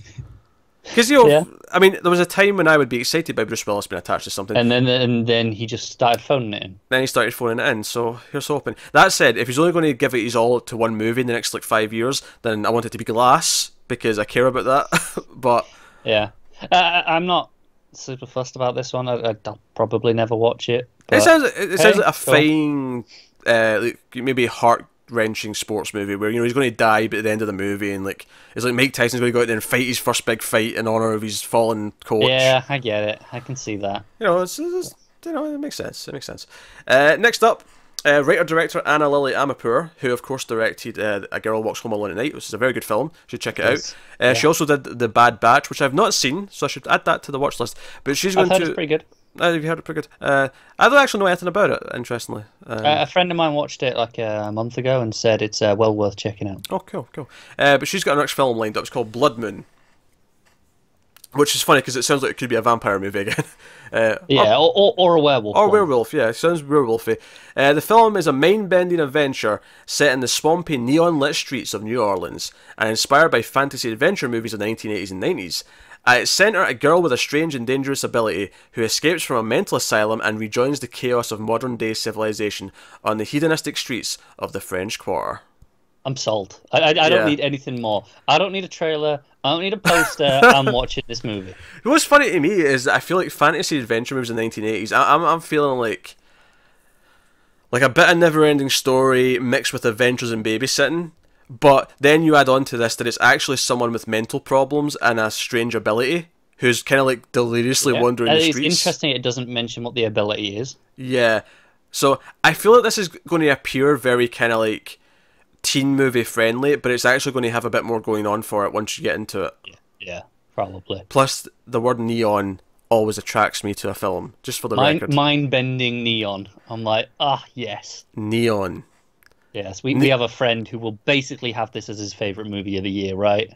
Neon Demon was the best movie of its year. I've still somehow not seen it. I really should. You like Refn? Why have you not seen Neon Demon? I've seen like all the other Refn movies. I missed it at the time because I couldn't get. I think my cinema wasn't showing it for whatever reason, and I just haven't got around to it. You know what? That's going to be an influx.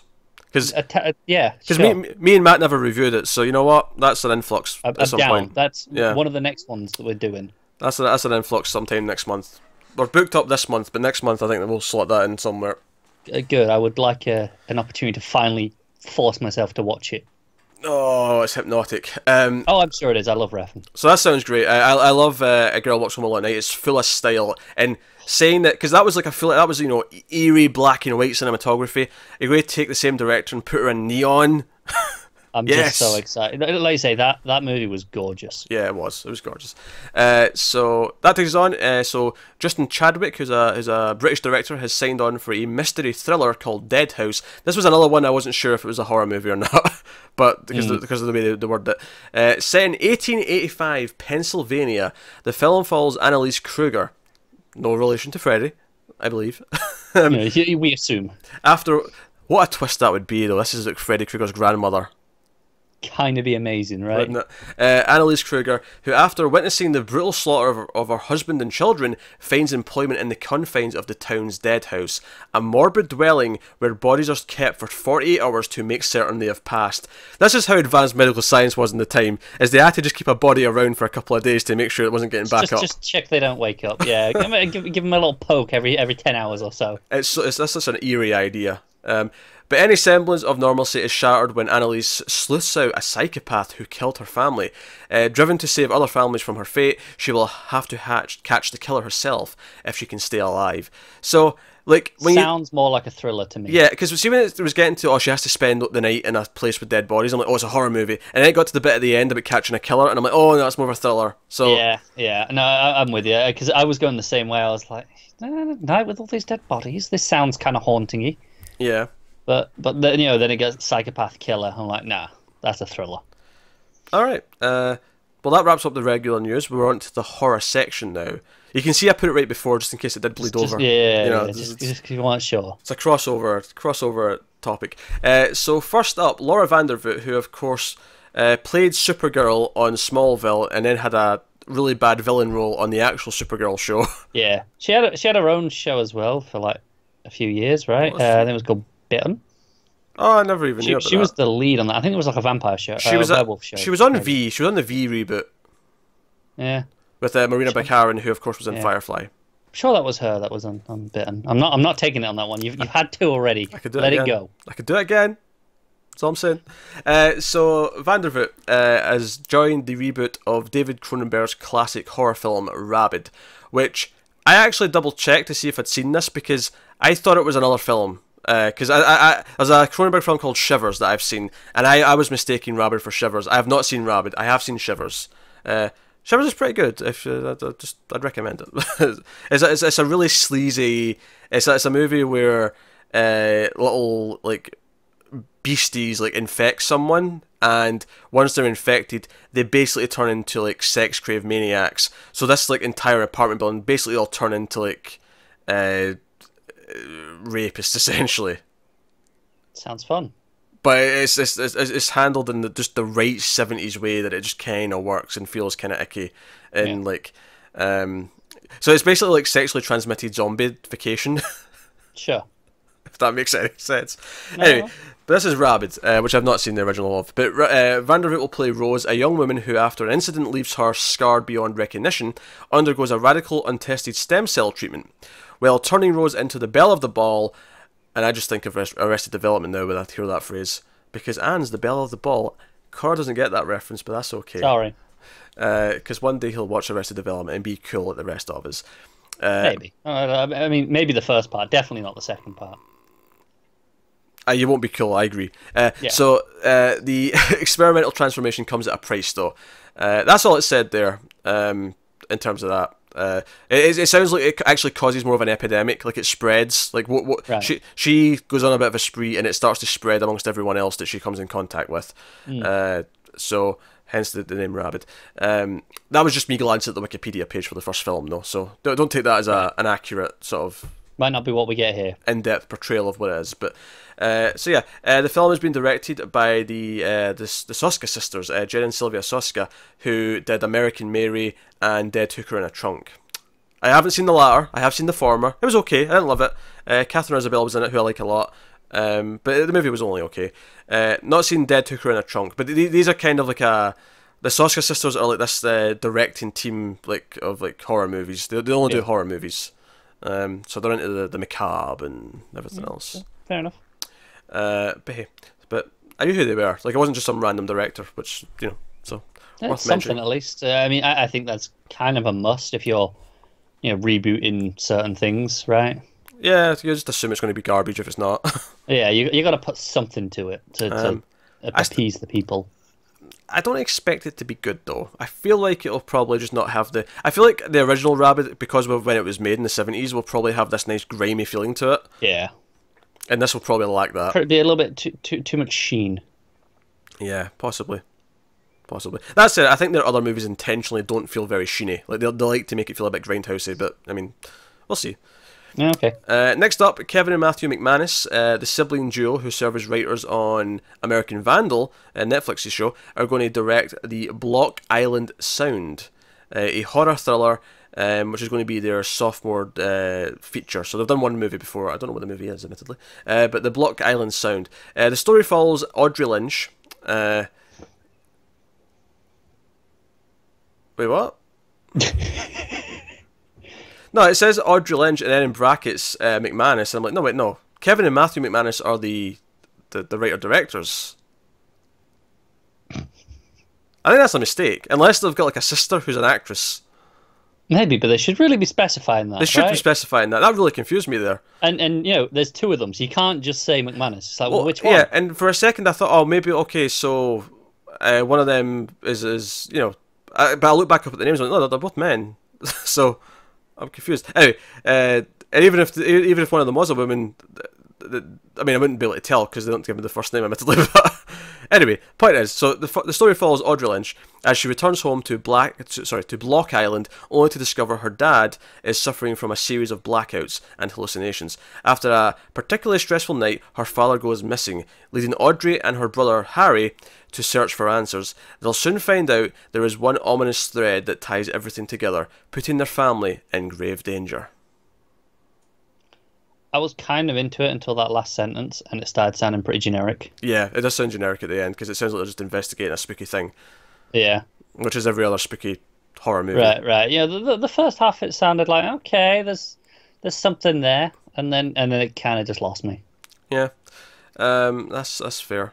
Do you know what? I'm so curious about this McManus situation. You want to go and find a different source. Yeah. It's entirely possible it was a different paragraph that I didn't copy that explained this better. Ah, makes sense. The blog ends. Where are we? Deadline. Let's have a look. See, there's a cast list. Michaela McManus is going to be in it. Any relation? I don't know. Doesn't say. Possibly. You know okay. what? Let's Google Michaela McManus and find out. See if that tells us. Yeah. Let's see if she's the sister or whatever. We need to get to the bottom of this now, though, don't we? Yeah. I don't think they're old enough to have a daughter who's old enough. Maybe they are. Maybe they have a teenage daughter who's there. Wikipedia page. Let's do it. It's live research. This is fun, right? Yeah. I'm really intrigued now because I'm like, I don't know what's going on. I control F the word brother. There's none of that. It doesn't appear that she is related to them. Okay. Oh wait, hold on, wait a minute. She's married to writer-producer Mike Daniels. No wait, that's Daniels. I thought, maybe she's married into the family. Oh, god damn it. I think she just got the same name. I think it's just a coincidence. Oh, maybe. I mean, it was just a big coincidence, right? For this story. Yeah, I'm looking at the McManus from Rhode Island, daughter of James and Patricia. Yeah, no mention of any brothers. Unless she is, and this article's just not telling me. But okay, I think that's enough searching into that. Yeah, I think we're good. We'll move on. Netflix has got a deal for a movie based on a book written by both Stephen King and Joe Hill, who is Stephen King's son. So they did a book together called In the Tall Grass. That is the name of the story.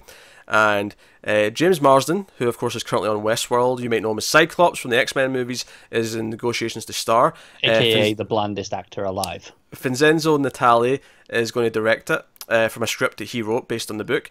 He did Cube and Splice. Not a big fan of Splice, but Cube is a great little low-budget movie, so that's not a bad thing. And he's done some episodes of Westworld, funnily enough. Oh, really? Yeah. All right, fair enough. So he's directing this for Netflix. This is what it's about. After hearing a young boy's cry for help, a sister and brother venture into a vast field of grass in Kansas, but soon discover that there may be no way out. That's simple enough. I like that. Yeah. It doesn't give me much to go on, but yeah, it's coming from some people who have some cred that I can go, all right, fine. Yeah, decent director with, story by King and Hill. These are names. Yeah, exactly. That's enough for me to go, okay, there's at least something there. My only concern would be that visually it'll be dull because it'll just be long grass for like 90% of the movie, but we'll see. Yeah. Get a good cinematographer in there. Make that look gorgeous. Yeah, no, that's the way to do it. Next up, A24. This is the last news story of the week, by the way. A24 is reteaming with Hereditary director Ari Aster, so they're very confident about that, seemingly, because they're already signing up for his next movie. Yeah, I got the latest trailer when I went to the cinema this week. God damn, it looks good. It does look good. And they're going to do... It's untitled right now, but it's another horror project, obviously. Hence why it's in the horror section. But the film will be A24's largest production to date, which I think is interesting. Yeah, okay. Which I don't expect that to mean huge, but I mean, it's still interesting. It's still confidence in this movie, for sure. If they're going, hey, we think this is doing well enough that we'll give you more. They're going to start production later this year, late summer, early fall. So, I might see this next year then. Yeah, this might be like an October next year release, maybe, if they want to head it out then. The plot has been kept under wraps, but apparently it follows a young woman who reluctantly joins her boyfriend on a summer trip where things go quickly awry. That does not tell us a whole lot.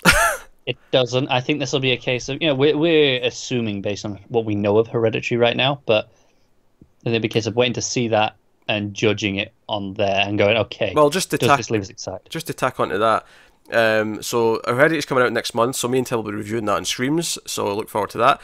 The film, which stars Toni Collette and Gabriel Byrne, premiered in the last Sundance Film Festival's midnight section to unanimously positive reviews. So it's getting good buzz. Good buzz. It is, yes. So as much as the plot is like next to nothing, there's nothing to go on. The fact that they're this confident, the fact that this current movie that is coming out looks good, I feel positive about this. This is good news, I think, even if we don't have a lot to go on yet. No, I agree. I've got nothing to say, to put me off this. Everything that I know is pointing to another good movie. Yeah, and what they tell us there, is that the trip that goes awry, okay, that's like the opening 10 minutes of setup. We don't actually know what the thing is that goes wrong. Yeah, we don't know what happens after it goes awry. What's the premise of the movie? What's the thing that goes wrong? What's that? Yeah. So, who knows? But that is the last news story of the week, which will take us on to the section of the show in which Connor will tell us about the one film he watched that was not for a review. Yeah, what did you watch? As I just hinted, I went to the cinema, and as I got a trailer for Hereditary, it was probably a horror movie, right? Oh, God, so what did you see? I finally saw A Quiet Place. Oh, jeez. Yeah. I was like, what did you see that I didn't? I reviewed horror movies. What did you see? You're panicking. No. Yeah. No, I mean, I didn't get around to it until now for whatever reason, and I finally got to. I was excited to. I was actually a little concerned because it had been hyped up so much that I was like, okay, is this going to disappoint? And I'm happy to say it didn't. I very much enjoyed it. That's good. Especially as a man involved in the sound production world of cinema. I particularly appreciate it on that level. Involved in the sound production of cinema. Hey, I've had sound production jobs. I feel like involved implies like you are professionally full-time employed in such a profession. Look, I have had paying gigs. I am a professional. Yeah, someone's paid me to paint their wall before, but I wouldn't say I'm a professional painter. Well, you could. Well, hey, I've directed short stuff before. I don't go around saying, I'm a working director. Did you get paid for them? What's that? Did you get paid for them? I was paid for one, yeah. Well, yeah. And it wasn't for a film. It was for more of a commercial thing, but still, I mean, fine. Sure. Look, hey, it may have been for a golf store, but you know what? I put my effort into those golf swings and. I bet you did. And clubs and putting. My point was, as someone who is particularly in tune with those sorts of things, I particularly appreciated this movie on that level. That's fair. It is very intense in its sound just say design. you're heavily invested in that side of it. Just if you could have just brushed over it. You just had to. You sounded too pretentious. I had to swoop in. Oh, God damn it! Sometimes I want to punch you. You talk about movies on the internet, right? There's a difference. That I'm putting us in our place. Let's not get too egotistical here. I have perspective. But I was going to say, I was surprised Krasinski had it in him. I didn't realise he. He directed it, and good performance. Emily Blunt's really good. The kids are good in it. Yeah, and I think it's interesting that between this and Get Out, the horror is kind of being reinvented over the last couple of years by people from the typically traditionally related from the comedy world. Yeah, I mean, I would say that ever since It Follows, we've kind of had at least one great new idea in horror because we've had It was a big success, but that wasn't a new idea. But It Follows, then The Witch, Get Out, Quiet Place. There's a nice string of really original horror movies. Yeah, in the last few years that it's really nice to see. And they're getting not only critical praise, they're getting Yeah, the general audience praise, and they're getting the profit to back it up. yeah, they're making money to the point where we're going to get sequels for this for sure. I'll tell you this right now. The director of the Witch doing a Nosferatu movie is like one of the most anticipated things I've got in my head right now. That is just oofed. Yeah. Right. I have to ask a question though, because I have one. I mean, there's a couple of minor complaints that I can make here or there, but I have the one complaint I want to ask about, which I can sort of ask, even though it's to do with the ending. I don't have to spoil it to ask this. Did you think the final shot was out of tone with the rest of the film? I don't know. I understand where you're going with this, but I don't know if I think it works or not. I'll just say that I feel like the smirk in the face was too much and made it feel like, oh no, we're in a cheesy Resident Evil sequel now. I get you mean it kind of undercuts some of the gravity of what's just gone down. I think a look of determination would have played better than, oh, I'm a badass now. That's fair. That's what I'm saying. But like I said, I think it is tonally out of place, but I don't know if on some levels I like it, because I'm like, that's cool. On other levels, I'm like, really? So that's all I'm saying. I think I had a bit of a problem with that moment, but Joe, I will say I was surprised, because the trailers do a lot to hide is the design of the creatures. I thought was pretty great. They're alright once you get to see a bit more of them. I feel like from a distance they feel kind of generic, but once you get to see the mouths and stuff like that, you get a bit more. Yeah. Once they're in your face a bit. Yeah. No, that's fair. And some good sequences, and obviously does try to stay quiet. So there's a lot of nice tense moments. It is fantastic. You know what? It's not just tense; it's that there's a sense of dread throughout the entire movie. What I like about it as well is that the main thing the plot revolves around, the main big danger that's happening, is introduced quite early on in the film. And it was not revealed in the trailers. And when I realised what was going on in the movie, I was like, "Oh shit! How are they going to deal with that?" And that wasn't the trailers. Not in the ones I saw. I'm sure it was. In the one I saw, for that's for certain. No, I never saw it. I mean, maybe I avoided the second longer trailer, but okay. I thought it was in the one that we talked about. I don't think so. I could have sworn it was. If it was, I forgot about it. And I'm going to check with you after this that we're talking about the same thing, because maybe I'm missing something here, but I'm sure that was in the trailer. If it was, maybe I just didn't clock it. But I remember going, "Oh shit! How are they going to deal with that in this world?" And I'm sure you're talking about the same. That was definitely in the trailer that we watched. I'm telling you, it was. Anyway. So no, that's good. So that was good. Anyway, so that's the end of the show. Yeah. That's the end of this week's news. So hopefully you had fun. Hopefully you enjoyed this.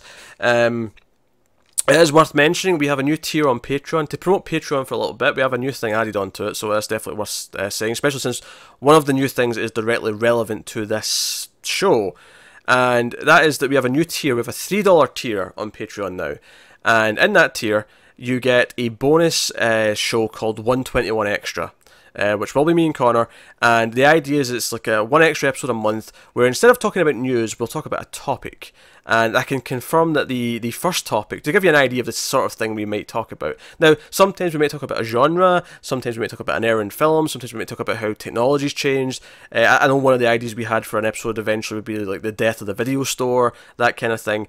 The first one, which will be coming early June if you're a patron, the $3 tier or above, is we're going to talk about aspect ratios, baby. This was actually requested. It was something that I threw out, and you were like, maybe not an entire episode on that. At first, then I thought about it. I was, no, I can do a whole history lesson on that. And then, as soon as we announced this new Patreon tier and what the shows were going to be like, the first request was for aspect ratios.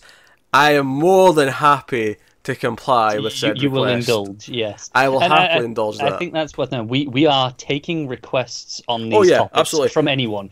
Anyone can submit. Of course, it will be exclusive to the Patreon, though, the end discussion. Yeah. So basically, the $3 tier, you get one for the TV, one for the movie. So you get 121 Extra, which is the movie topic. You get Almost Cancelled Extra, which is a TV topic of a similar nature, and that's exclusive shows once a month on Patreon. And there's also a comic show there as well called Peter's Pillbox. There's 3 of those.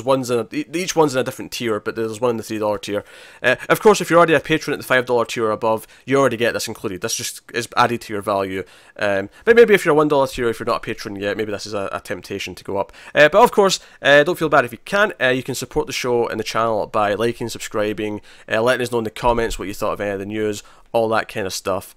All worth doing. But no, head over to Patreon, have a look and see what else is on offer, and you can have a skim and see what's there. But otherwise, that is us. So thank you once again for watching or listening. We always appreciate it. And of course, we're back to the regular schedule now of one a week, because obviously we alternated with the TV news for the last couple of weeks. But now we're back to every week. So thank you once again for watching.